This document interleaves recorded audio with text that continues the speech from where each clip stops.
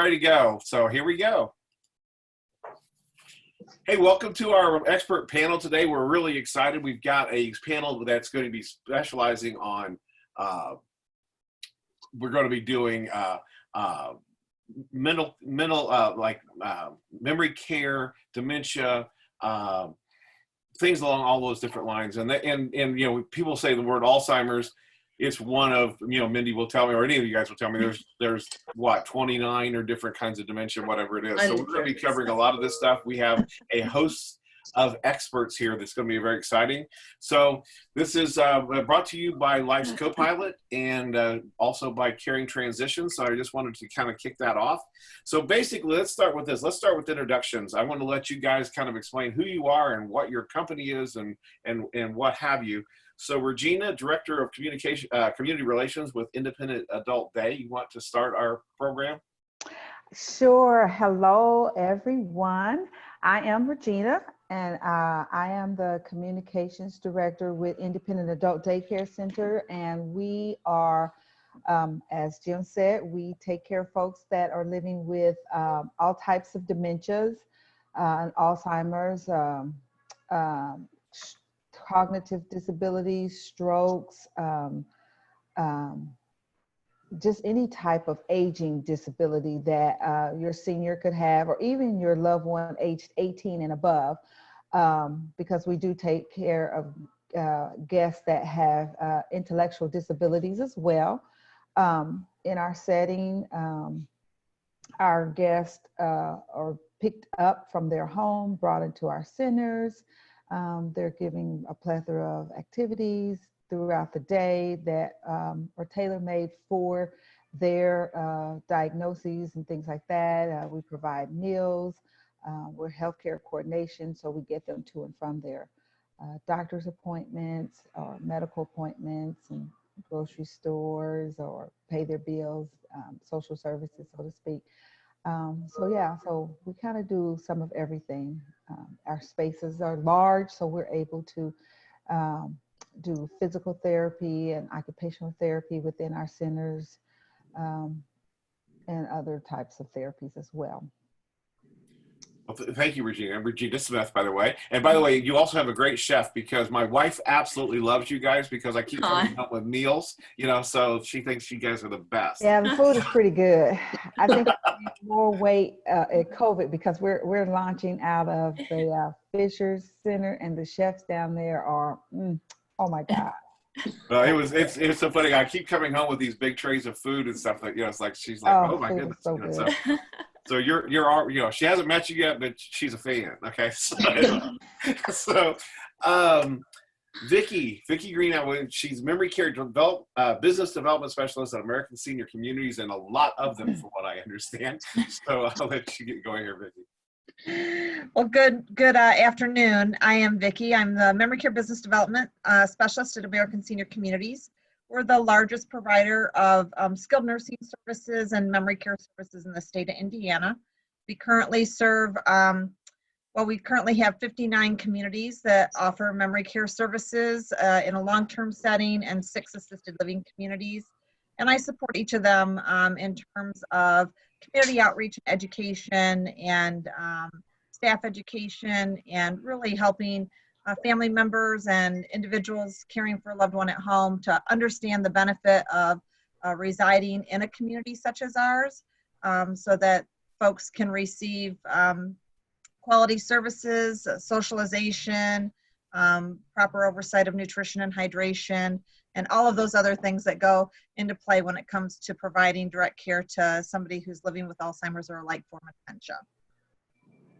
Thank you. So Melinda Winnie, Community Programs Coordinator with SACOA. So yes, all things. Well, I'm gonna try to keep it short on the SACOA side today, but hi, Melinda Winnie, Community Programs Coordinator. I actually help coordinate the Dementia Friends Indiana initiative. And so to kind of tie those two together, to clear any confusion up, Dementia Friends Indiana is an initiative, and SACOA is the state administrator for that initiative. So we became that state administrator in August of 2017. And so I know some people kind of think it's its own organization, its own nonprofit, but it is managed and overseen by SACOA. And if you're not familiar with who SACOA is, we're the largest area agency on aging here in Indiana, serving Marion County and the 7 surrounding counties. So I would probably eat up the rest of the time talking about all that SACOA offers, but we do have an aging and disability resource center, transportation services, home delivered meals, care management services, really focusing on the older adult population, people with disabilities of all ages. We just introduced care management services for developmental and intellectual disabilities at the beginning of the year. And then of course, for supporting our family caregivers. So Dementia Friends Indiana, like I mentioned before, this is a social action movement. And so this started over in the United Kingdom, and it's relatively new within the last 5 years here in the United States. So our specific movement here in Indiana, what we're really striving for is to advance education and awareness of dementia, reducing that stigma that's associated with the condition. I think that's ultimately the true goal that we're striving for in the community, is to break down that stigma that's so tightly suffocating this condition, and ultimately taking all that knowledge and turning it into an action of some sort. So really we encourage people to help us and help everybody on this call really cultivate more welcoming, more conducive environments for not only the person living with dementia, but for their family members as well. So we offer 1-hour education sessions that are free to the public, free to any organization who's willing to have us come in and talk. And for me, it's not really the basics. I like to see it as the fundamentals. I think it's taking this complex condition and really kind of cramming it down into an hour and saying, here, if you're going to know anything about dementia and Alzheimer's disease, here's what you need to know. And for those people who are hungry for more, that's when we turn them to these other resources like you see on the call, the Alzheimer's Association. I mean, they're our go-to organization that we work with people to. But again, we're trying to start that conversation with people, get them talking about it, get them talking a little bit more positively about the condition. So just trying to change the way we perceive this. So I like to say we change hearts and minds about dementia, but thank you, Jim, for having me on. Perfect. Thank you. Thank you. Hadia. And I didn't ask you how to pronounce your last name. Was it So? Yes. Okay.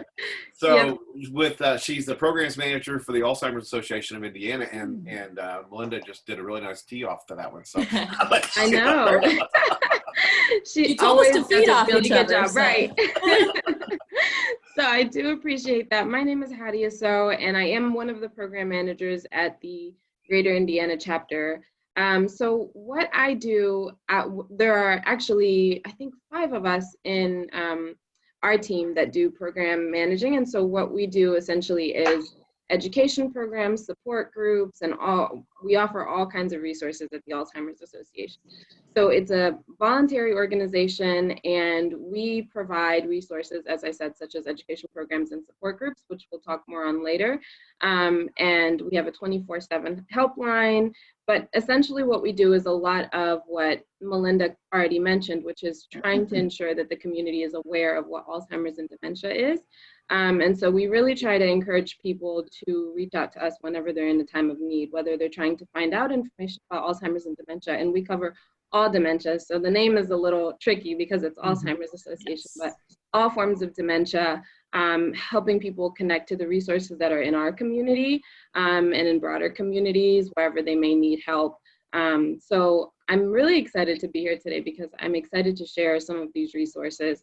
I think it's good that we're made aware and that we can take this information and share it with other people in our communities and our lives. So thanks, Jim, for having us on. Well, thanks for coming. Jessie Hillock, wherever I can't see you on my screen right now. She'll pop up here in a second. She's the owner of the Memory Compass, and I am over the moon with what you're doing. I'm so excited. So I want to give you a shout out and let you tell all about what that is. Thank you, Jim. So I'm Jessie Hillock, owner of the Memory Compass. We do in-home outpatient therapy for individuals who have Alzheimer's, dementia, any form of dementia, and cognitive impairment, as well as family coaching services. So we have speech therapy and memory services, and then occupational therapy services specific to therapists specialized with working with individuals with the cognitive impairment. So my background is a speech language pathologist. A lot of people don't know that when an individual has dementia, that is somebody that they could be referred to receive services, because Alzheimer's and dementia, it is a cognitive communication decline. And so the Memory Compass, we actually go into your home, your loved one's home, and we help families try to thrive in the current environment that they're in by giving them tools to enhance memory function, tools to decrease risk for falling, tools to better communicate with your loved one, because with Alzheimer's and dementia, there's breakdown in following directions, sequencing, problem solving. And so we try to provide those tools to families. We do a cognitive assessment to figure out where your loved one is at, and then we go from there. And the family coaching services, that is different in that a lot of times we're hired by the sandwich generation. So if you aren't familiar with that term, it is, maybe you are still taking care of your own children, but now you're starting to take care of your aging parents as well, or your loved ones. And so, an example of one that I have this week is that they want their loved one to move into their home, and what do we need to set in place or get in place to make that a smooth transition, and how to educate the family, and how to adapt to their home environment. So our therapy services are credentialed through Medicare Part B. I forgot to mention that part. So we are the same as like an outpatient therapy service. We just come to your home, and right now it's virtual, so we do telehealth. Very good, thank you. Allison Krebsbach, is that the way your first name I do is what we communicate all the time. Krebsbach, is that it? Yep, you got it. Okay, a little German there maybe, or? It is. Okay, so anyway. Very German. Sales manager at Brookdale Carmel Alzheimer's and Dementia Care. So please tell us about your community and you and what you do. Well, thanks, Jim, for having us today. Like you mentioned, my name's Allison Krebsbach, and I'm the sales manager at Brookdale Carmel. Brookdale Carmel is a part of Brookdale Senior Living, which is the nation's largest provider of senior living options for older adults. So they have over 800 communities across the nation, also a home health and a hospice company as well. Brookdale Carmel is a memory and Alzheimer's care community, so that is all that we focus on. I specifically work with our families when they're looking into more options for their loved ones suffering from a type of dementia. So very much like Vickie said earlier, we're working with medication management, nutritional management. We very specialize in those difficult behaviors that loved one might be experiencing due to their dementia. So I help them through that process of looking at communities, trying to make that decision of, is the community the best option, or is partnering with another resource like Independent Adult Day or the Memory Compass to bring care into their home? So we go through that process together. All right, well, thank you very much. So, by the way, for our guests that are attending, we have a question and answer area here. So if you want, on the bottom of your screen, there'll be a thing that says question and answer. So you can send us questions, and I'll be sure to get those to our participants as well. So kicking this off, you guys are the experts. So I'm really kind of giving you, I'll be glad to ask questions and things like that, but I'm looking for, tell me what people are, and I don't care who answers this. I'm just going to do, let's go do that way. Tell me when someone has a fear that maybe this is coming into their lives, or maybe they're starting to see a cognitive decline in a loved one, or they come home for a holiday and they go, oh, wait a minute, what's going on? What are the steps? What are the things that you would, if you had a chance to be there in the room with them when they first are having these panic moments, what would you like to talk to them about? And whoever wants to take it. Well, I'll go ahead and take that. Really, I think the starting point would be to encourage them for a visit with the physician to get the right cognitive testing in place, neuro testing, determine what type of dementia it is that the individual is experiencing, and kind of hone in from that standpoint. And then from there, they can pull the layers back and determine what's the right level of care that they need. It's really, you know, my philosophy overall is to make sure that the person has the right level of care at the right time in the right location. So whether that be having somebody from a private duty care company come into the home for a few hours a day, or having your loved one go to an adult day center, but really kind of helping them pull back the layers to figure out what's the right type of services that they need. But I think first and foremost, one of the key questions that a loved one should be asking themselves when they're looking at their parent or somebody else who may be affected with Alzheimer's or dementia is those typical reasoning skills. And just asking yourself the simple question, gosh, if there was a fire in mom's home, would she know how to get out? And that's usually a real key indicator of when it's time to make that transition to a more supportive living center, so that you can assure that your loved one is safe and are able to get everything that they need, especially in an emergency situation. And I would probably even add to that, even before you even get there, make sure it is even dementia, you know, because there are other underlying diagnoses that could be at place before we even just especially if it's holiday and this is the first time you've seen your loved one and these behaviors are not the normal behavior, because on the phone they can appear very normal, but in their presence are overwhelmed because there's all these people in their homes and now the scene has changed and behaviors are different. So first we want to make sure that these cognitive changes that we're seeing are even dementia related and not a UTI or a medication change or, you know, depression, things like that. And I would, go ahead. I would also add to that, Regina, even hard of hearing. Yes, a lot of yes. times people who are hard of hearing are mistaken for having dementia. Yes. Just because they can't hear the conversation, so they don't respond the way we would expect them to respond. So then it may be misconceived. I hope my husband is not watching this video. I want to echo what Vickie and Regina said in that it's very important to find the right diagnosis, right? I think that's probably the hardest and scariest step. And so it's important to figure out, is this something my primary care physician can handle, or do I need to see a specialist? And there are specialists for this. Mm-hmm. So I think a lot of people get confused in that limbo of who do I see? So it's really important to reach out and find out who the right person is and where you can find them in your area. Another thing I want to mention is that, you know, as we said, it's the family members that are going to be able to identify if this is, so we have something called the 10 warning signs of Alzheimer's, right? And so when you look at it, there's these 10 signs that could tell you this is a sign of dementia, but it doesn't, it matters the most when it's someone who can identify this is something that this person never used to do and now they do it. You know, this person who was a clean freak, now all of a sudden their house is a mess. You have to, you know, it helps to know the person to be able to identify these things. So one good tip is to write down some of the changes we're seeing, right? So if something's happening frequently, you know, you can say on May 12th, this happened, on May 14th, this happened. That way, when you're having these conversations, you can identify what the changes are and when they happen.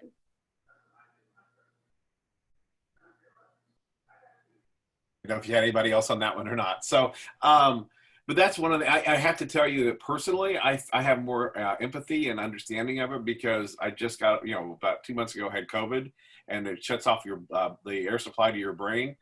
And I felt like I was in mud. I couldn't think. I never knew what was real and what wasn't real. It was a very weird time. So my father-in-law had that with COPD. So it's the same kind of, Yes. you know, so that's the same kind of thing. So, what would be, you know, so someone's thinking that you've gone over like some of the lists of things to do. How would they go about, for instance, Hadia, how do they find you guys? What do they know? Tell me about how, because I understand, I was talking to Julie Moore early on, and she was explaining to me that you guys have like 6,000 people that you're serving out of potentially hundreds of thousands who could use your services because they don't know about you. How can people find out what's going on there? That's probably the hardest and most frustrating part of my job, is knowing that I have all of these free resources and knowing that a lot of people don't know about them. So the Alzheimer's Association, that 24/7 helpline I mentioned is, I mean, it is always available.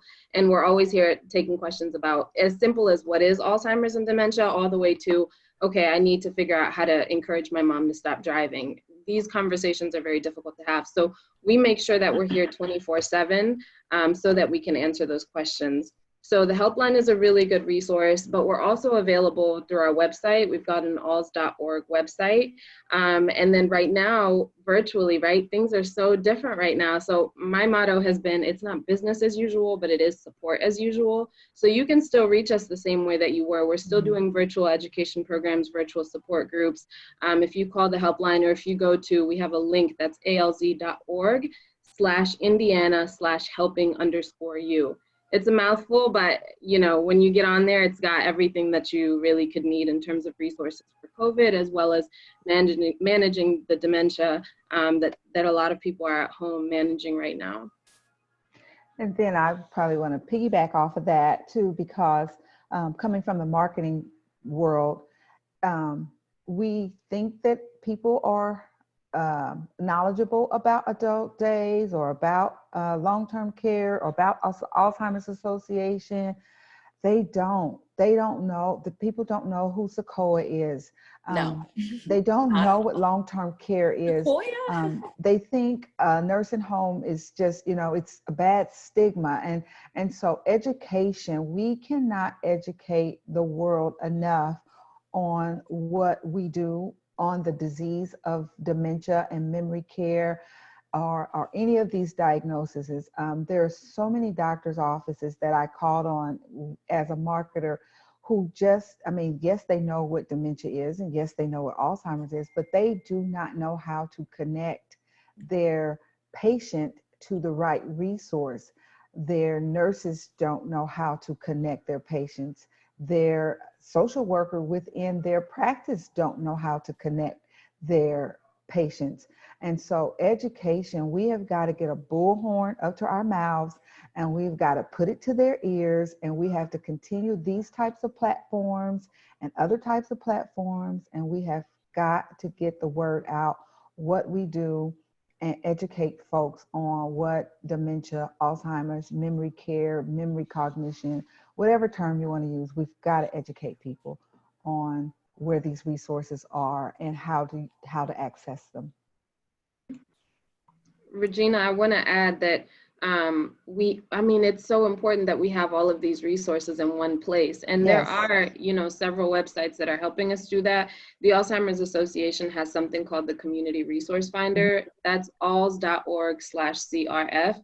Mm-hmm. And I want to share this because just in case any healthcare, professionals are listening, we're trying to gather as many resources from the community as possible onto the CRF so that people can log on to the CRF and just type in their zip code and it'll tell us yes. about all of the resources near us, right? So just throwing that out there that's an option. And I just realized I didn't share the number for the helpline. So that's 800-272-3900.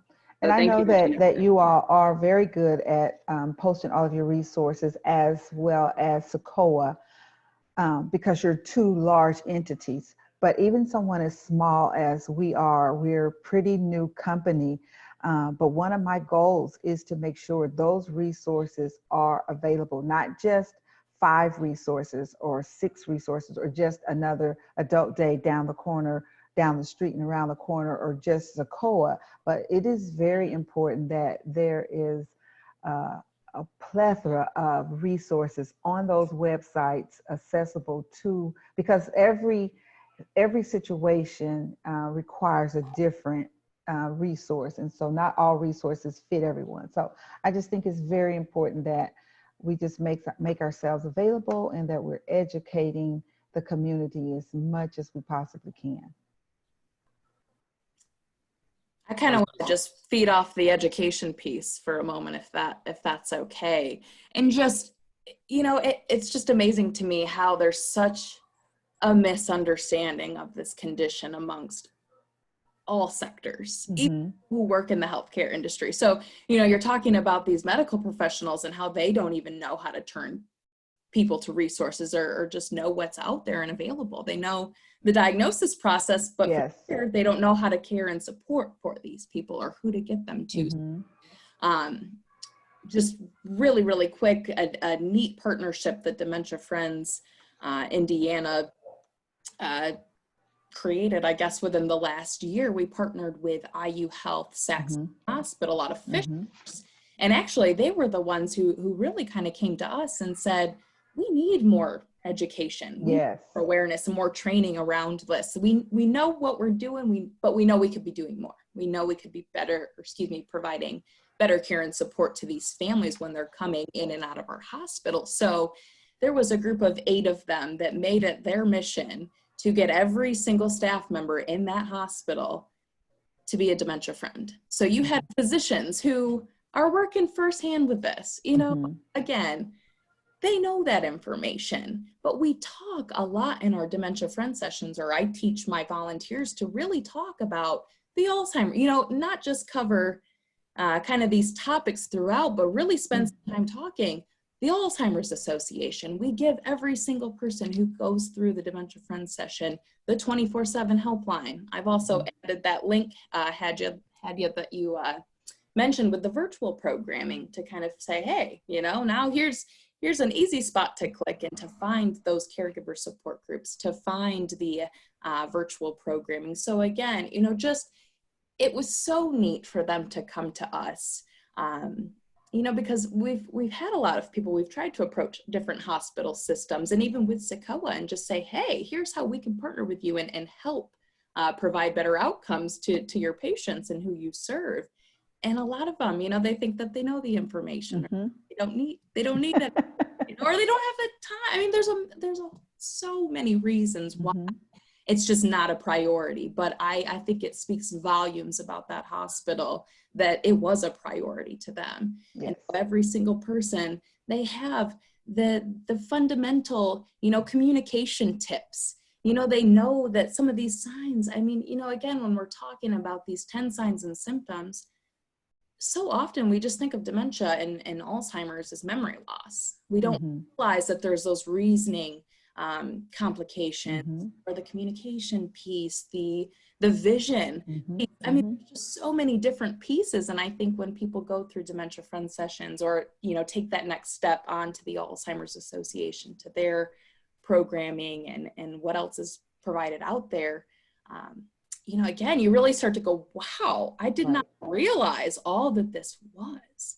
So, I think it's just, I think for the education piece and really with Dementia Friends, I can't really speak to the direct care side of things, but that is what our mission is to educate people. And again, I talked about that partnership with the hospital to highlight how, hey, even health professionals need this information. But we're also targeting your faith communities, targeting your grocery stores, your banks, your elder law attorneys.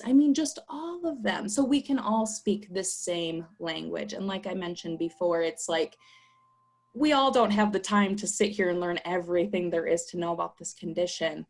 But when you boil it down, this is really what you need to know. And we kind of serve that on a platter and at least get you started and gear you with who to turn to. So yeah, I cannot echo that education piece enough. Yeah. I think the most common question I get asked is, what is the difference between dementia and Alzheimer's? People know that they exist in the same sphere, but they do not know how. And I think through Dementia Friends and different programs like that, we give you the language to actually be able to say, well, here's what this is, and just instead of saying, well, gosh, I've heard about it, but they spoke in that medical jargon and I don't know what they were talking about. We actually give you that language so you can go and be a dementia friend and tell people and share these messages with them. And so, yeah, I just, the education piece, until we recognize that there is such a significant lack of understanding of this condition and of the resources, we're really not going to get anywhere until we acknowledge that is truly our priority, is education. So sorry, that was a long rant, but just some neat work that's been going on here in the state. So you guys are kicking butt. You guys, Stanford flew in to find out what you guys are doing, so I get it. So you guys are kicking butt. So Allison and Vickie and Regina, I think, on this one, because I'm looking at a family. Okay, let's say they've got a diagnosis, and so now they decide they're starting to look. Am I going to do adult day? Am I going to do a community? And we're going to try to do in-home care. when they come into you, I assume that they're going to come into you probably without their loved one first, you know, to do exploratory or whatever. I'm assuming. I don't want to put that out there as it actually happens that way. I don't have any idea. Mhm. Tell me what you would want them to know when they're coming to visit you the first time and how that process would look like. Take some of the fear out of that drop by.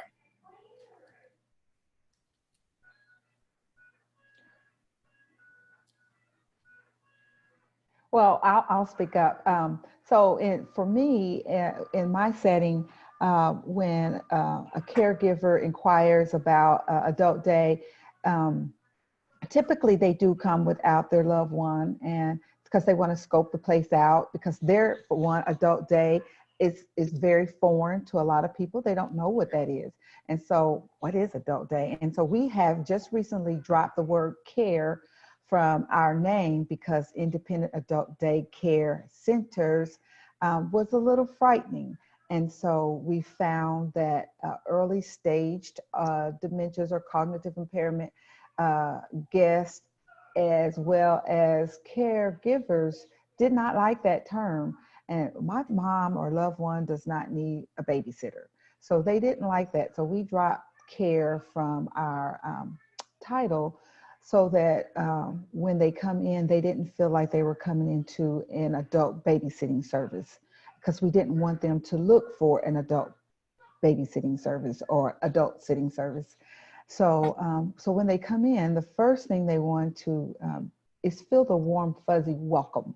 They want to feel like you just walked in someone's home and you're being welcomed into a home or into a community that's going to be friendly and inviting and safe. And so so that's our greeting setting. And so they want to know, my mom is a wanderer, my loved one is a wanderer.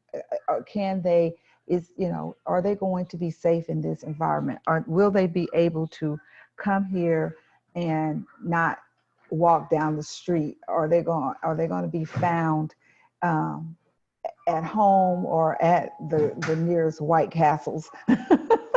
Or can they be safe in this environment? So they want to know that. Then they want to know, do we have activities that are going to stimulate them and continue to occupy them, and when they have behaviors, or if they're anxious, or they are one that frets and they walk back and forth? Or do we have staff? We have enough staff that can manage those behaviors or redirect those behaviors or engage their loved ones. They want to know if we are medical model or if we are just level one. What level of care do we offer?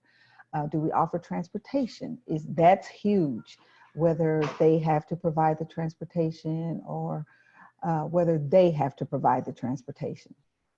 They want to know our meals, if we follow a dietary restrictions, or if we just, have canteen food that they could just pick from, So all of those things are very important to many of the caregivers that come in. They want to know if it's a clinical setting, if it looks clinical, if it feels sterile. So that tends to put things at ease, as well as a lot of caregivers want to know, can I go to work and trust you to care for my loved one? Can you truly, truly, truly keep my loved one safe? And so I can show them all the beautiful, because our facilities are beautiful, and I can show them all the niceties and I can show them the laid out plan, but then there has to be a connection of our hearts with theirs, that they gain trust that we can provide this level of care, and we can provide safety, and we can provide health care, and we can provide your transportation and things like that. So I think a lot of caregivers look for that. And once they get that confidence, then the next step is to bring their loved one, let them come in for a tour and see how they feel in the environment. And let them have a trial day and see how what that day looks like and how that feels. And so then we just go from there. To go off of what Regina said, usually when a family first comes to me at my community, it's just something that happened. There's some sort of need there that's not getting met, or that's becoming really, really challenging for their loved one or for themselves. So most of my time with the family is just identifying what's the hard stuff that you're going through. What are your challenges? What are your needs? Figuring out how my community could take some of that burden off of them, meet those needs that they have, and make that hard stuff easier. So of course, like Regina said, the amenities are always pretty.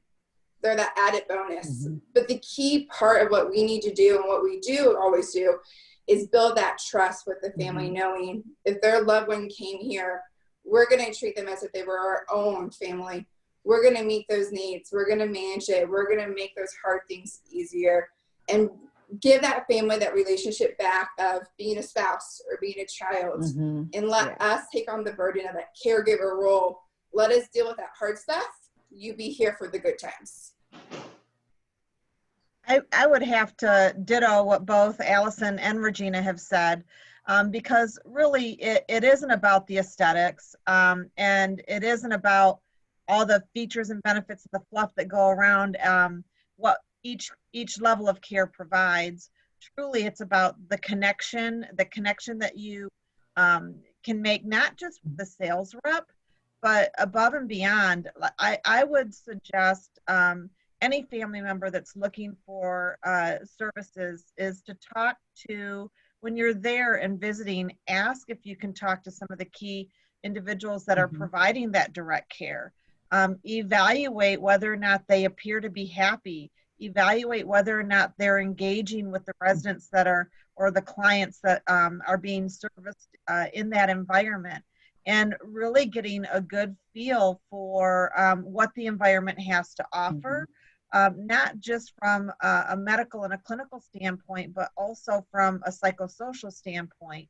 You know, I think it's just as important for mom or dad's medical needs to be met, but above and beyond that, what is their day-to-day routine going to look like, and is their emotional and psychosocial needs going to be met as well?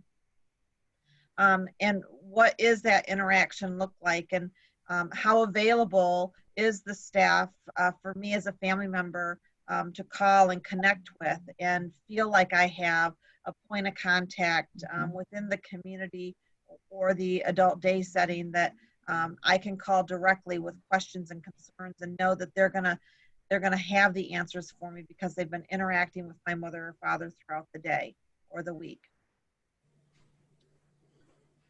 Well, very good. I was going to say, I'm going to ask Jessie. Jessie, you're kind of a unique character. I think you're the one of one in Indiana that does what you do. So what is memory therapy, family coaching, and how's that different than companion care? I guess, how do companion care and memory therapy coaching complement each other? Yeah, so that's a good question, because a lot of times people think that I am a companion care company. And what makes the Memory Compass different is that, you know, I also saw that there was a gap in what families receive, and not having that education that they need. So they have that neurology appointment, and then the neurologist says, okay, see you in 6 months, see you in a year. And the family doesn't really know what to do in that time at all. And so the Memory Compass goes into the home, and we do an evaluation. It's not the 6-hour-long neurology assessment that you have at the neurologist's office, but we do a cognitive assessment to see what stage your loved one is at. And then based off of that stage, we are able to give recommendations on how to adapt the environment, recommendations on, okay, an individual functioning at this level typically might require increased in-home companion care, or, you know, adult day services for their safety. So we really enhance the care of all the other panelists here, I feel like. We provide, you know, like I said, the strategies and the tools. Maybe it is, you know, I have somebody who they are having a hard time still typing on their computer. How do we adapt their computer so that they can still type on it? Maybe they're having a difficult time with eating a meal because everything in front of them is too overwhelming. How do we modify and adapt that and teach family to modify and adapt? Maybe they still want to be able to do an activity, a sequencing activity at home. Maybe we make visual aids for that. So it's hard because everything is so individualized. I could go on and give a million examples. And then also, you know, when might it be time to have maybe assisted living, skilled nursing, something like that. So we're not a companion, you know, home companion care company, but we're able to help families, because that's a really tough decision for a lot of families, is that they feel like they know, I think a lot of times I hear that they know they just need that professional to help them, that yes, it's okay to go ahead and seek these additional services. Here's a question I'm opening up to the whole panel. Y'all can answer it at however you want to answer it. All of you can answer it. There are some things that happen. You've got, everyone thinks of the memory loss. They think of the cognitive challenges, but they don't necessarily think about, in fact, I was in a conversation just this morning with an individual whose parents are fighting. Her father is got cognitive issues that are happening now. Okay. The mother's mad at him because he won't eat what she fixes him. She, you know, all these kind of things. So the things that the food, the appetite, the vision, the depth perception, things like that, could you help kind of explain to somebody that may be dealing and living with someone that has this, that don't even understand what they're seeing? Is it okay if I take this one, guys? Okay. So, like I said, I'm a speech language pathologist, and we're all about staging the individual. And based off of that staging, I feel like we do a really good job of breaking down in layman's terms what is going on. At this stage, you know, your depth perception changes. At this stage, you know, how many directions can someone follow, 1 step or 2 step? You know, we're able to break those things down to try to decrease that caregiver burnout and give a better understanding. You know, this happens all the time. It's a lot of times it's the spouses are arguing, but how do we give a better understanding that, you know, a lot of times it's not just your loved one is stubborn. There's something actually going on cognitively. The brain is not firing as it once was, and help giving them a better understanding of why that's happening. And, you know, I feel like we really help families understand the disease better. What else? I could add that Alzheimer's affects people differently. So as we know, it affects the brain, right? It affects brain cells. So it just depends on how it impacts that person. One of my colleagues gave a really good example people remember different things, right? So someone who can't seem to remember where their keys, or they're putting their keys in the fridge, may be remembering things that happened to them when they were in their 20s, right? So it just depends on what memories, where you have to kind of go with whatever they're experiencing in that moment, because you can't really know what that looks like for them. And so my colleague was telling me just that someone who now speaks English apparently used to speak Russian. And so now, because of the Alzheimer's, they only speak Russian because she's no longer in this present day moment. She's back to when she was in her 20s. So these are things to look out for. And you can't see what your neighbor is experiencing and say, well, my mom has this, or my mom doesn't have that same thing. So what is, you know, either she does or she doesn't have Alzheimer's. It just depends on the individual person. And so that goes back to what we were talking about, which is it's important to watch that person, right? You know your mom, you know your friend. You have to look out for the signs that are presented in that person. And I used to always say to the caregivers in my setting that these were like quantum leaps. You know, remember that movie Quantum Leap? You probably don't remember that. You're probably a little too young. But you jump in those moments and times where the individual is in their thoughts and their processes. And that takes some accepting that this cognitive decline is there. And so again, that gets back to the therapies that are necessary. That gets back to you, Jessie, and what you do, and going in and setting that foundation for that staging and helping families to understand where their loved one is in the process. And when a caregiver, an individual knows where they are in the process, it helps you to be able to make those leaps. You can make those quantum leaps where the individual is, because you understand that they're not firing, their brain is not firing the way it has fired before. And your loved one is not the same person. Yes, his name is the same or her name is the same in her body and her looks, but cognitively, they are not who they used to be. And so some acceptance has to take place and some reality has to take place. And, you know, you learn to move through the process. It's a journey, and you learn to go on that journey with them, and you journey through life with them, and you do it with a support group and a team and not on your own. I want to go back to the first part of what your question was, Jim, in terms of depth perception and how that affects the individual and what should we be looking for. And I think one of the real important things is from a nutritional standpoint is think about the type of plateware that you're using in the home. Are you using a light colored plate? Many times we've been buying the whites. And if you think about putting fish or chicken or cauliflower, mashed potatoes, light colored foods on a light colored plateware, the depth perception of somebody who has Alzheimer's and a like form of dementia, they may not be able to differentiate what food is what on their plate.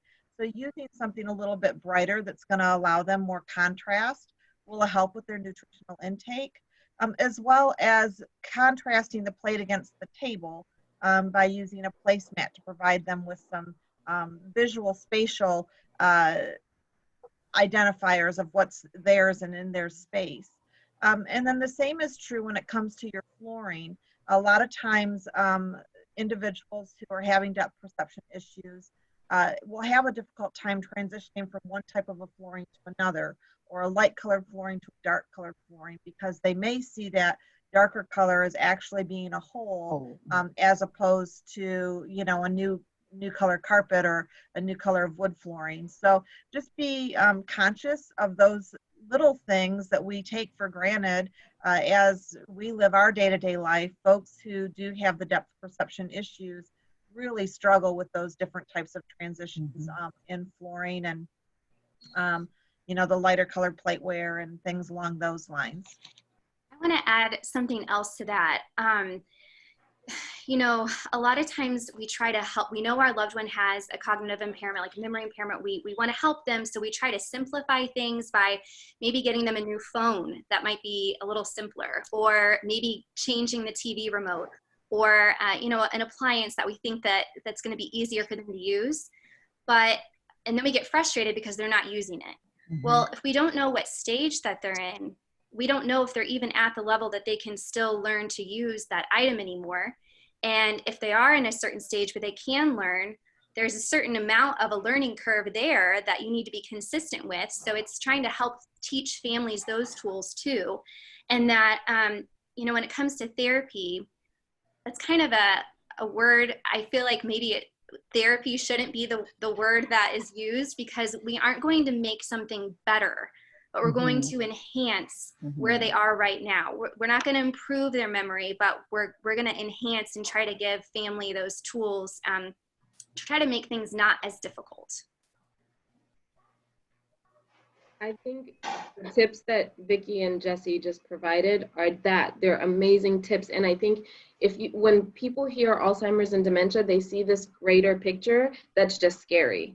They just see what's in front of them and it's like, this is terrifying. But when you take it in bite-sized pieces and small tips and you look at it for the day by day that it is, you realize that it becomes more manageable. This is not an easy it's just not an easy condition at all. However, it is manageable. And that's the importance, as Regina said, of having support groups, and knowing that you can find information and resources to help you figure out, okay, what can I do differently to make this day better? How can I make today okay? How can we get through this day? What can I do for this person and for myself?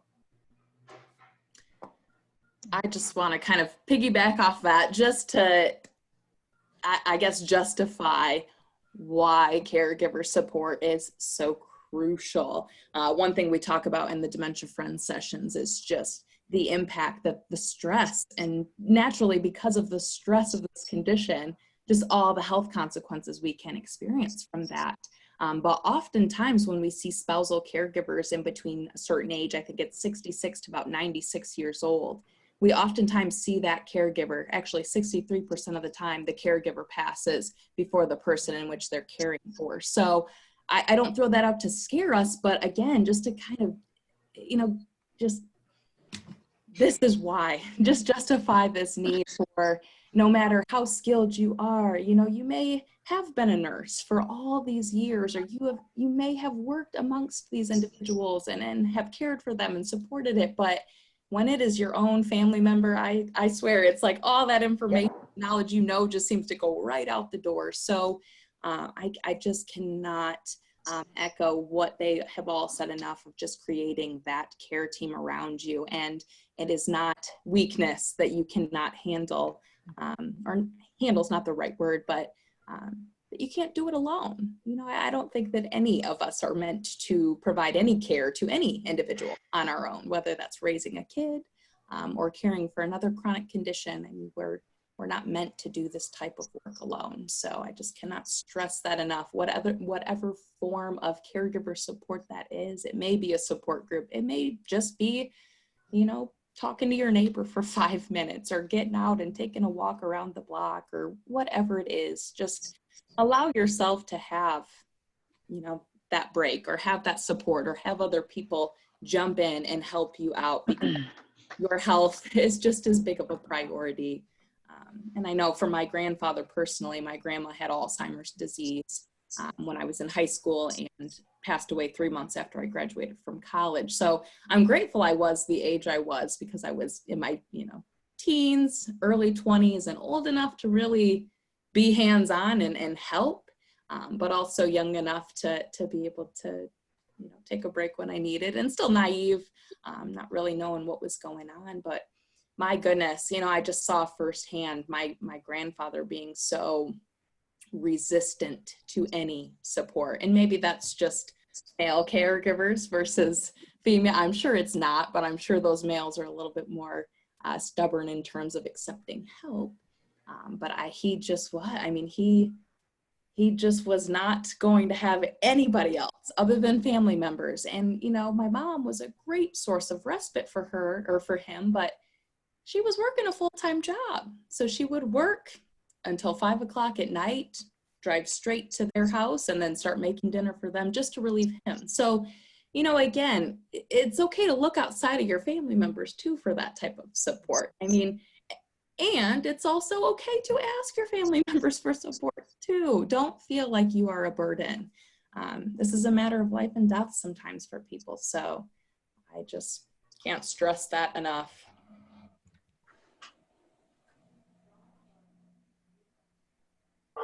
You're on mute, Jim.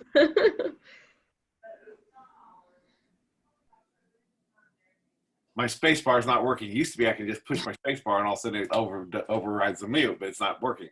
One thing I want to have before we run out of time here, I want to do is something that I hear a lot is people getting frustrated with the person, that their loved one that has dementia of whatever variety. And because we've talked about this, I've told you this is, whatever, and they get so frustrated in those circular conversations. Would you give some guidance on how to understand how to take them to the next step? Instead of asking them a question they have to answer, giving them guidance on, hey, let's do this, rather than would you like to do, I'm going to put that back in your court. I just know enough to be dangerous, because Mindy got me trained to a little bit. So. Well, I remember just real quick with my grandmother, I swear she lived off of Werther's for the last 2 years of her life, because every time my grandfather would ask her, are you hungry? She would just say no. But again, that, we know what hungry means, but to somebody living with dementia, they may not know what that word means anymore. So again, I like how you brought that up about how we can just kind of reframe some of these. So instead of saying, are you hungry? Instead you say, here's a sandwich, or instead of saying, here you go, maybe you actually hand them their hat and you call it a hat. Here's your hat, Mom. here's your hat, Dad, here's your coat. You know, so again, sometimes, and again, this is all dependent on stage, but sometimes just naming those objects, or just, you know, instead of saying, don't go there, again, maybe we try to frame that more positively and say, come to the bathroom with me, your shower is ready. So, you know, it almost reminds me of the dog training I went through with my own dog, you know, just instead of saying, no, don't do this, or, you know, those more positive reinforcements sometimes can be helpful. Right, and things like using closed-ended questions instead of open-ended questions. So giving 2 options versus what would you like to eat today? You know, instead of asking them what they want to wear today, just have 2 options in front and have them pick. Exactly what you said about, you know, going to the bathroom. Let's go here. Let's go here. If you say, do you want to take a shower? Well, no, no, I don't want to take a shower.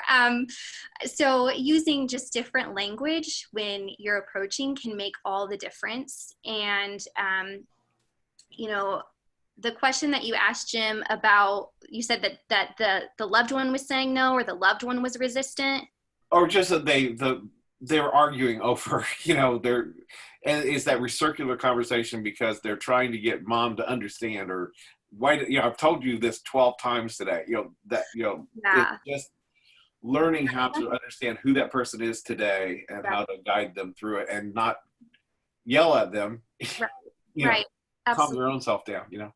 Yeah. So even like with therapy with the memory compass, it's just as much therapy for the caregiver and for the family as it almost even more so than it is for the individual. And that, yeah, it's just changing your own, as hard as it is, just changing your own approach and frame of mind with things, and that they're not going to remember even if you told them 12 times. So Again, acceptance of the decline and the disease is huge. The sooner the caregiver can accept that this is the new norm and that it's going to continue to progress or decline, then they won't be so adamant about having it their way, and they will adjust to allowing their loved one to progress in their own stages in time. But it is, like you said, offering those alternative advice and being soft about it, because you won't win the argument. right. You won't. And I think it's even using simple terms of, it's time to come with, sit with me, come with Yes. me, let's do. Just those simple types of prompts, and possibly even, you know, depending on the stage, is some visual cues of what it is you're trying to ask them to accomplish or do. And the key is not to take those opportunities for them to make some decisions on their own away from them. Like Jessie said, giving them 2 or 3 options to choose from is going to give them that sense of a little bit of control over the situation, to where they can still feel like they're being playing an active and meaningful role in their day-to-day living. And another argument I often hear from families has to do with like medication or like they prepare the medication for the loved one, they set it all up for them, but mom or dad didn't take it, or they prepared this meal for them, all they have to do is heat it up and they didn't eat it. Well, a lot of times the family members just don't realize that their loved one's initiation is not there anymore. It's not the same. So even though they spent all this time and they feel like they're doing the right thing, that doesn't mean that their loved one's going to do it, and getting frustrated with them doesn't help the situation. You know, maybe they need increased cues, somebody calling them, you know, or in-home companion care, and that you can't get frustrated that your loved one's not doing what you set up for them. Maybe they've entered a different stage of the decline. And also looking at the environment, the distractions that might be in place. You have the TV blaring here, you're asking them questions, you're trying to get them to eat, their brain can't process all these things coming at them at the same time. So break it down, like Jessie and Vickie said, give them simpler options, less options, making sure you're setting them up for success in the environment they're in, so they have that time to process that one task at hand and then moving on to the next one. And that could take some of the frustration off of you by not giving them too much to process at once. Jim, for me, this is the best segue I could have asked for, because I did want to mention some of our education programs coming up. They're virtual, but they cover some of this. So one of the ones coming up is effective communication strategies. And this is what we talked about. All these amazing tips that these ladies just gave, you know, people kind of need all of this, right? So we have effective communications, and that's coming up on, I think, the 21st. All these programs are at noon, by the way. And then we've also got dementia conversations, which is, you know, learning how to talk to family, driving, doctor's visits. And that's on the 19th. And then we've got understanding and responding to dementia-related behaviors. That's on May 28th. So these are really good for caregivers because it gives you kind of a start to a lot of the information that we're sharing right now, an in-depth look at it. You know, we try to do these education programs consistently so that people get the information they need. But if you miss them, we've got them on a site called training.alz.org, just so you can take your time and take notes and really think of how does this apply to my family. And then I think, and this is along the lines of Jessie, but I think so we offer what's called a care consultation. And I think this is a good conversation to have, like I said, with Jessie as well, just about what do I need? What does my family and my, you know, what do we need in particular, right? So having those conversations and getting as much information as you can get for your specific situation, I think is ideal. Yeah, and I reiterating what Hadia said, I can't stress enough that education piece. Taking that time to do your research on what your loved one is going through, what things they might be experiencing, and then you'll be better able to relate to them and reach them, understanding the things that are coming or understanding what might be coming down the road so that you can prepare yourself for the changes in your loved one. So many families come to us thinking this is a short-term illness and their loved one's going to get better in a few weeks, months, years. So understanding what's to come, utilizing the resources these ladies shared today will give you a better understanding of how to help your loved one as they're going through these changes. I'm just heartbroken that it's 1 o'clock. Okay, so because this I could do all day. I am absolutely amazed by what you guys have been putting out today. So, in fact, you know, Allison, I wanted to talk to you about all the stuff you guys do with your circular and the different neighborhoods and things. I think that's phenomenal. And the shadow boxes that have the memories. Vickie, I know that you were talking about like the different tactile experiences and the different experience stations you have. These information still need to get out. If you guys want to say something real quick, we can, but I was just going to say there's so much more, but we've tapped into the beginning of it. I'm so excited. Would you be willing to do another one of these sometime down the road? I'd love to pull this panel back together and continue this conversation. So. I was going to say part two, Absolutely. I think we're all just like, I don't even think we scratched the surface. We could talk forever about this. But from the chat, it seems like it was beneficial. So. Oh my goodness, I'm loving it. I'm having so much fun. Thank you so much for your time. Thank you for coming, attendees. And remember, go to Life's Copilot. We have our upcoming events on that page. You can see what's coming shortly. So, thank you. Thank See you. you all later. Thank Good to see you. all Thank of you, ladies. Thank you.